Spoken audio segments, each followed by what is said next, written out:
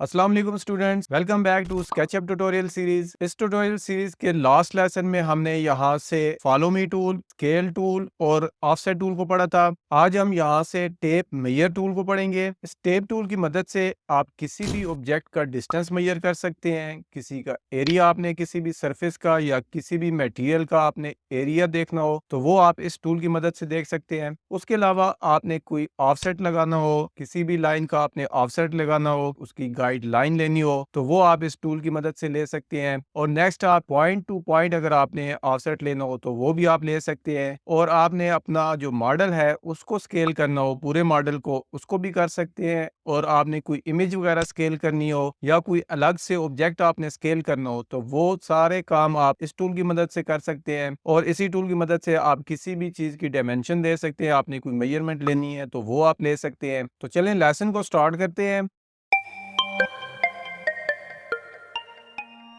सबसे पहले हम यहाँ पे देखेंगे कि हम कैसे किसी भी सरफेस का एरिया ले सकते हैं या किसी भी मटेरियल का हम एरिया ले सकते हैं। और उसके बाद कैसे हम कोऑर्डिनेट्स देख सकते हैं या किसी भी लाइन की हमने मेजरमेंट्स लेनी हो तो वो हम कैसे लेते हैं। तो यहाँ से टूल को एक्टिव करने के लिए आप इस टूल के ऊपर भी क्लिक कर सकते हैं या आप अपने कीबोर्ड से टी के बटन को प्रेस करें तो उसकी मदद से भी आप इस टूल को एक्टिव कर सकते हैं। तो चलें, मैं यहाँ से टूल को एक्टिव कर रहा हूँ। टूल को एक्टिव करने के बाद अगर मैं यहाँ पे किसी भी सरफेस पे अपने माउस को लाऊंगा तो देखिए यहाँ पे मुझे उस सरफेस का मटेरियल और उसका एरिया शो करेगा। अगर मैं यहाँ पे इस सरफेस के ऊपर लेके आऊँ तो देखें यहाँ पे मुझे 10 फीट स्क्वायर इसका एरिया शो कर रहा है। अगर मैं इस सरफेस पे लेके आऊँ तो देखें यहाँ पे 5.67 फीट स्क्वायर और इसी तरह यहाँ पे 14.17 स्क्वायर फीट। तो आप किसी भी सरफेस का एरिया देखना चाहते हैं तो आपने जस्ट उसके ऊपर माउस को लेके जाना है तो वहां पे ये आपको उसका एरिया शो कराएगा। इसी तरह यहाँ पे एरिया शो कर रहा है, इसी तरह इस मटेरियल का एरिया शो कर रहा है, इस मटेरियल का एरिया शो कर रहा है। और सेम इसी तरह हमारा ये जो पिंक कलर का मटेरियल है तो इसका भी एरिया आपको यहाँ पे शो कराएगा। अब देखिए यहाँ पे इसकी बैक साइड से मैं देख लेता हूँ तो यहाँ पे देखिए हमारे पास जो टोटल एरिया है वो है 5.67 स्क्वायर फीट।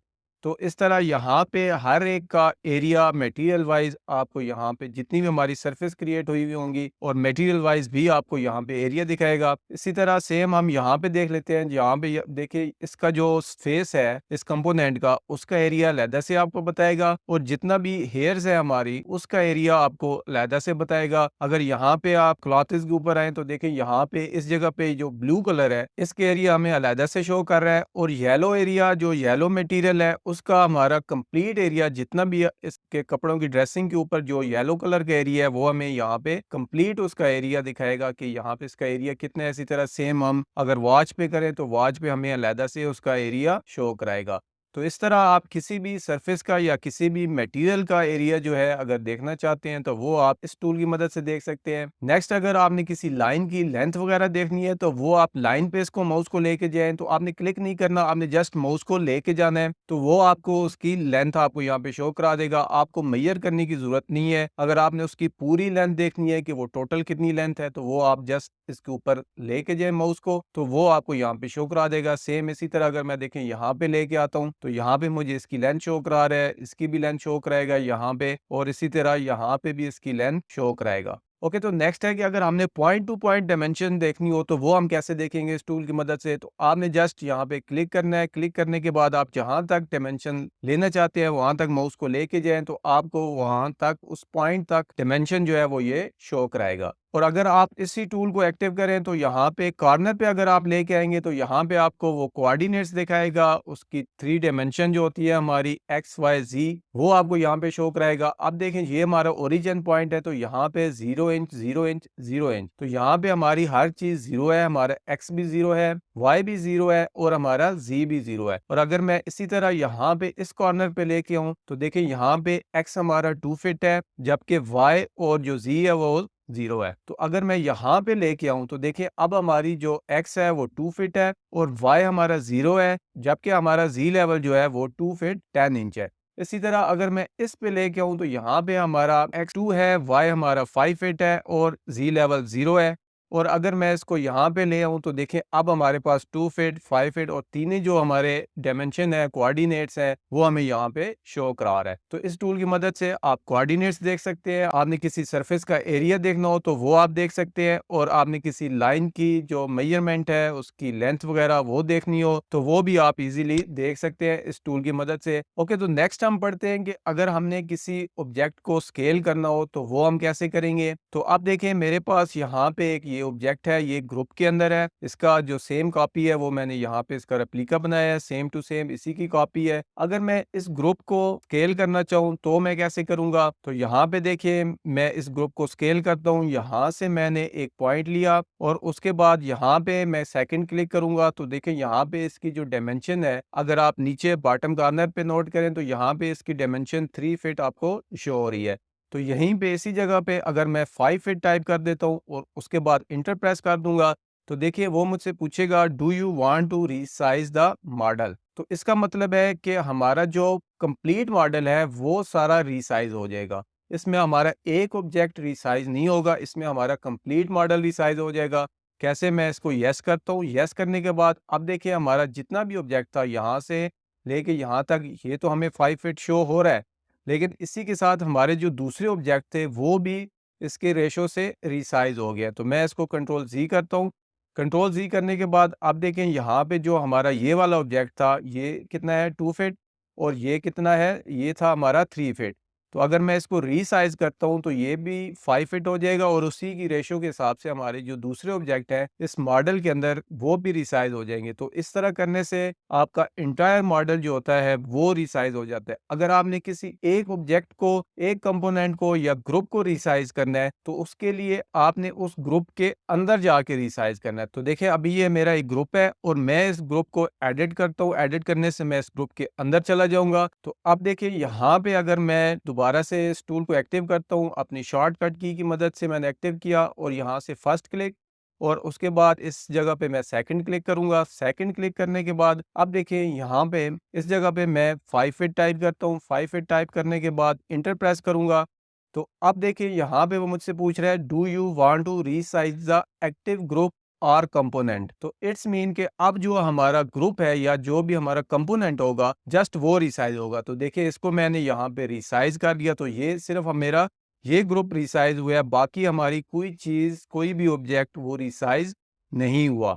तो इसी तरह सेम मैं आपको इस कंपोनेंट पे अप्लाई करके दिखाता हूँ। तो यहाँ पे देखिए अभी जो हमारी इसकी हाइट बन रही है वो है 7 फीट और इसी तरह इस कॉलम की जो विड्थ है वो मेरी 9 इंच है। तो यहाँ पे अब इसको, ये मेरे कंपोनेंट है, ये ग्रुप थे, तो अगर कंपोनेंट को मैं रिसाइज करूंगा तो जितने भी उसकी कॉपीज बनी हुई है तो वो सारी भी रिसाइज हो जाएंगी। तो इस कंपोनेंट के अंदर हम जाते हैं। कंपोनेंट के अंदर जाने के बाद अब देखिए यहाँ पे मैं इस हाइट को कम कर देता हूँ, 7 फीट शो हो रही है, तो यहाँ पे मैं अगर 5 फीट करूँ उसके बाद इंटर, तो देखें अब ये वही ग्रुप या कंपोनेंट, तो अब हमारा इस केस में कंपोनेंट है, इसको हम यस करेंगे। यस करने के बाद देखें अब जो इसकी हाइट आ रही है यहाँ से यहाँ तक, ये कितनी आ रही है 5 फीट। तो इसके जितने बाकी कंपोनेंट, इसकी जो मैंने कॉपीज की हुई थी इसी कंपोनेंट की, तो सेम उसकी भी हाइट जो है वो कम हो गई है, ये मॉडल रिसाइज हो गया है। लेकिन जस्ट इसकी सिर्फ हाइट कम नहीं हुई, इसकी जो विड्थ है वो भी रेशियो, उसी रेशियो के हिसाब से यहाँ पे कम हो गया। तो ये पहले हमारा 9 इंच था तो अब ये कितना हो गया है 6 इंच। तो इसी तरह आप जो एक ग्रुप होगा या कंपोनेंट होगा उसकी सिर्फ हाइट या विड्थ चेंज नहीं होगी, वो होल जितना भी ऑब्जेक्ट है वो सारे का सारा स्केल हो जाएगा, रीसाइज हो जाएगा। तो आपने इस चीज का खास ख्याल रखना है कि जब किसी चीज को आप स्केल या रिसाइज कर रहे होते हैं तो आपने ये माइंड में रखना है कि वो मेरा पूरा ऑब्जेक्ट ही रिसाइज होगा।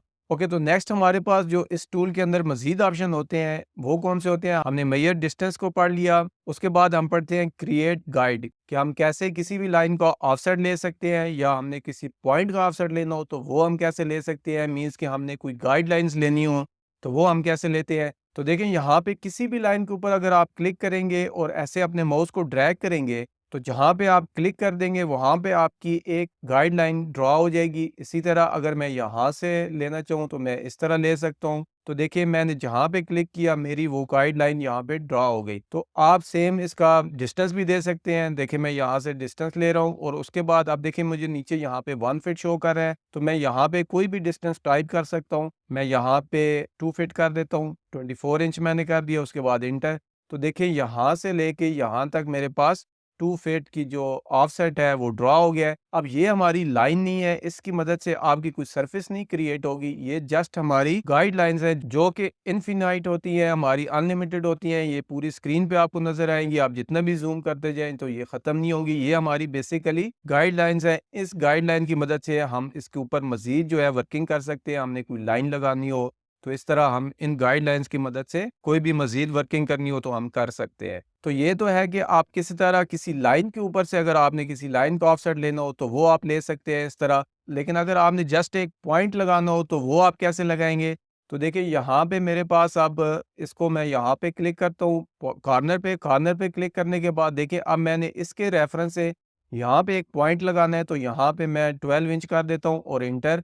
तो देखिए यहाँ पे मेरा जस्ट एक पॉइंट ड्रा हुआ है। तो इस कॉर्नर से अगर आप लेंगे तो आपका जस्ट एक यहाँ पे पॉइंट ड्रा होगा। आपका ये जो एक्सेस है तो यहाँ से अब आप कोई भी लाइन ले सकते हैं। ये गाइड पॉइंट था हमारा। तो देखिए मैंने इसके रेफरेंस से एक यहाँ पे 12 इंच की जो है मैंने लाइन ऑफसेट ले लिया। देखिए अब ये यहाँ पे मेरा 1 फुट है। तो आप किसी भी लाइन का ऑफसेट ले सकते हैं। कॉर्नर से अगर लेंगे तो आपका जस्ट पॉइंट ड्रा होगा, या पॉइंट टू पॉइंट भी आप इस तरह नेक्स्ट पॉइंट यहाँ पे ड्रा कर सकते हैं और उसकी मदद से आप ले सकते हैं उसका ऑफसेट। अगर आपकी कोई लाइन इंक्लाइन है, आपकी टेढ़ी है, तो उसका भी आप यहाँ से इसी तरह सेम प्रोसेस के साथ उसका परपेंडिकुलर या पैरेलल आपने कोई ऑफसेट लेना है तो वो आप ले सकते हैं। ओके, तो अब ये जो हमारी गाइडलाइंस लगी है, ये देखिए इतना हमारा गन बन गया। तो इसको अगर हमने खत्म करना हो, डिलीट करना हो, तो वो हम कैसे करेंगे? आप इसको अरेज टूल की मदद से भी कर सकते हैं। और इसको आप यहाँ से अगर एडिट पे जाए, एडिट पे जाने के बाद आपने यहाँ से डिलीट गाइड्स, तो यहाँ से आपकी जितनी भी गाइडलाइंस लगी होंगी वो सारी की सारी डिलीट हो जाएंगी। आपको एक एक करके डिलीट करने की जरूरत नहीं है। ओके, तो अगर आप यहाँ पे अगर आपका टूल ये एक्टिव हो, आप यहाँ पे ऐसे लाइन लगाए तो देखें यहाँ पे आपका यहाँ पे मेजरमेंट लेते हैं तो क्लिक करते हैं तो एक पॉइंट लग जाता है। अगर आपने जस्ट डायमेंशन लेनी हो तो डायमेंशन कैसे ले सकते हैं? तो यहाँ पे अगर आप नोट करें तो यहाँ पे आपके आइकन के साथ डॉट डॉट साथ उसके प्लस का सिंबल शो हो रहा है। तो यहाँ पे अगर आप अपने कीबोर्ड से जस्ट कंट्रोल के बटन को एक दफा प्रेस करते हैं तो देखिए उसके साथ से ये सिंबल हट गया है। तो अब यहाँ पे अगर मैं किसी भी लाइन से ऐसे यहाँ तक क्लिक करूँ तो जस्ट मैं उसकी मेजरमेंट ले सकता हूँ। अब अगर मैं किसी भी लाइन पे ऐसे करूँ तो हमारी जो गाइडलाइन है वो आ रही है, लेकिन अगर मैं जैसे ही कंट्रोल प्रेस करूंगा तो हमारी जो गाइडलाइन है वो यहाँ पे शो हमें नहीं होगी। तो अगर आपने जस्ट मेजरमेंट लेनी हो तो आप इस तरह ले सकते हैं स्टेप मेजर टूल की मदद से। और अगर आपने कोई ऑफसेट लगाना हो, आपने गाइडलाइंस लगानी हो, तो उसके लिए उस टूल के साथ ये जो प्लस का सिंबल है वो जरूरी है। अगर यहाँ पे मैं कंट्रोल प्रेस करूँ तो देखें उसके बाद ये मेरा गाइडलाइन यहाँ पे नहीं लगेगी। मैं सिर्फ यहाँ पे मेजरमेंट्स आएंगी, मेरी जो भी डिस्टेंस होगा उसकी मेजरमेंट्स मुझे यहाँ पे शो करेगा। तो आपने अगर गाइडलाइंस लगानी है तो उसके लिए आपका इसके साथ ये सिंबल होना जरूरी है। ओके, तो चलिए मैं इसको यहाँ से डिलीट कर देता हूँ। गाइड्स हमारी जितनी भी है इनको मैंने डिलीट कर दिया। अब लास्ट में हम यहाँ से पढ़ लेते हैं कि हमने किस तरह किसी भी इमेज को रिसाइज करना है, उसको स्केल करना है और उसके ऊपर हमने कैसे वर्किंग करनी है। तो मैं इन सब चीज़ों को यहाँ से डिलीट कर लेता हूँ। मैं यहाँ से ऐसे सिलेक्ट करूँगा, उसके बाद डिलीट। तो देखें अब मेरे पास ये एक इमेज है और इसकी मैं आपको डायमेंशन दिखाता हूँ। यहाँ पे ये जो हमारे पास डायमेंशन आ रही है, इसकी जो टोटल डायमेंशन है वो है 31 फीट और 1 इंच। तो यहाँ पे भी अगर मैं आपको शो कराऊँ इस कॉर्नर से इस कॉर्नर तक, तो देखें ये हमारे पास इस टाइम आ रही है 10 फीट 3 इंच। तो इसी तरह मैं यहाँ पे भी इस आपको शो करा देता हूँ। तो यहाँ पे जो हमारी डायमेंशन आ रही है इस टाइम पे वो है यहाँ पे तकरीबन 19 फुट 9 इंच, और यहाँ पे जो हमारी होनी चाहिए वो है 60 फीट 0 इंच। तो इस तरह आपकी कोई भी डायमेंशन जो है वो रिलेट नहीं करेगी, सेम नहीं होगी जब तक ये आप इसको स्केल नहीं करेंगे इसकी जो बाकी डायमेंशंस है उसके मुताबिक। तो इसको स्केल करने के लिए हमें क्या करना है? मैंने टूल को एक्टिव किया। टूल एक्टिव करने के बाद अब देखिए मैं यहाँ पे इस कॉर्नर पे क्लिक कर रहा हूँ। इस कॉर्नर पे क्लिक करने के बाद और यहाँ पे मैं इस कॉर्नर पे क्लिक करूँगा तो अब देखिए यहाँ पे हमारे पास नीचे 10 फुट 3 इंच आ रही है, 10 फुट 3 इंच। तो यहाँ पे आपने जस्ट जो आपकी एक्चुअल डायमेंशन है वो यहाँ पे आपने लिख देनी है। मेरे पास है 31 फीट और 1 इंच। तो यहाँ पे इंटर प्रेस करेंगे। इंटर प्रेस करने के बाद देखें वो आपसे पूछ रहा है do you want to resize the model, तो हमने यस पे क्लिक कर देना है। अब देखिए हमारा जो मॉडल है वो कंप्लीट रीसाइज हो चुका है। अब अगर आप इसकी डायमेंशन चेक करेंगे यहाँ पे तो आपको ये एग्जैक्ट शो कराएगा जो हमारी इस मॉडल की एक्चुअल है। तो देखें यहाँ पे हमें शो करा रहा है 31 फीट। अगर इसको आप रिसाइज क्लिक करेंगे तो 31 फीट 1 इंच।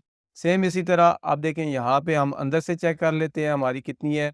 मैं यहाँ से चेक कर लेता हूँ, ये हमारी 4 फीट होनी चाहिए। तो देखें ये 4 फीट है। और इसी तरह हम कोई और डायमेंशन देख लेते हैं। यहाँ पे हमारे पास ये 11 फीट होनी चाहिए, तो यहाँ से मैं इसको यहाँ से चेक कर लेता हूँ, इस कॉर्नर से और इस कॉर्नर पे। तो देखें ये हमें 11 फीट शो करा रही है। तो अब जब आप इमेज को स्केल पे कर लेते हैं, जो आपका एक्चुअल डायमेंशन है उसके मुताबिक जब आ जाता है, तो आप इसके ऊपर एग्जैक्ट वर्क कर सकते हैं। तो देखें यहाँ पे मैं अगर एक लाइन ड्रा कर लूँ इस इमेज के ऊपर, मैंने एग्जैक्ट इसको ग्रीन पे कर लिया इस तरह। और अब जब मैं इसका ऑफसेट लूँगा, मैं यहाँ पे गाइडलाइन लेता हूँ, देखें यहाँ से मैंने इसको गाइडलाइन ली और 9 इंच पे किया, तो देखिए एग्जैक्ट वो इसके ऊपर आ रही है। इसी तरह मैं यहाँ पे इसके ऊपर भी लाइन लगा सकता हूँ, या मैं इसको अगर कॉपी करूँ, इधर यहाँ पे मैं एक लाइन लगाऊँ और लाइन लगाने के बाद मैं इसके ऊपर एग्जैक्ट लगाता हूँ लाइन, इसको मैं डिलीट करता हूँ। यहाँ पे मैं यहाँ पे लाइन लगाऊँगा, इस लाइन के ऊपर लगाऊँगा और इसको मैं इरेज़ कर देता हूँ इसको। तो यहाँ पे आप कोई भी जो है वो प्लॉट कर सकते हैं। इसकी मैं अब एक कॉपी बना लेता हूँ इस लाइन की। तो देखिए यहाँ पे मैं 9 इंच पे करता हूँ, तो देखिए मेरा एग्जैक्ट जो ऑफसेट है वो इस लाइन के ऊपर आ रहा है। तो इस तरह आप कंप्लीट ट्रेस आउट कर सकते हैं अपने किसी भी इमेज को जो आपका स्केल पे बना हुआ है, और आपने उसको बाद में स्केल करना है स्केचअप के अंदर। तो ये था हमारा आज का लेसन। नेक्स्ट लेसन में हम यहाँ से डायमेंशन टूल को पढ़ेंगे, जितनी भी हमारे पास डायमेंशन होती है, और यहाँ पे प्रोटेक्टर टूल, इसको भी हम कवर कर लेंगे। तो अगर वीडियो अच्छी लगी हो तो वीडियो को लाइक करें, चैनल को सब्सक्राइब करें, साथ दिए गए बेल आइकन को ज़रूर प्रेस करें। और अगर आप भी इस तरह का प्रोजेक्ट बनाना चाहते हैं, ऑटोकैड के अंदर आप सीखना चाहते हैं कि हम किस तरह वर्किंग करते हैं, तो ऑटोकैड कोर्स की कंप्लीट प्लेलिस्ट आपको यहाँ पे स्क्रीन पे शो हो रही होगी। आप इस पे क्लिक करने के बाद उस कोर्स को कर सकते हैं, और उसके बाद आप भी ऐसा एक प्रोजेक्ट बना सकते हैं। आपने कोई लेआउट प्लान बनाना है तो वो आप यहाँ पे बना सकते हैं। मिलते हैं नेक्स्ट लेसन में। Thanks for watching this video. Allah हाफिज़।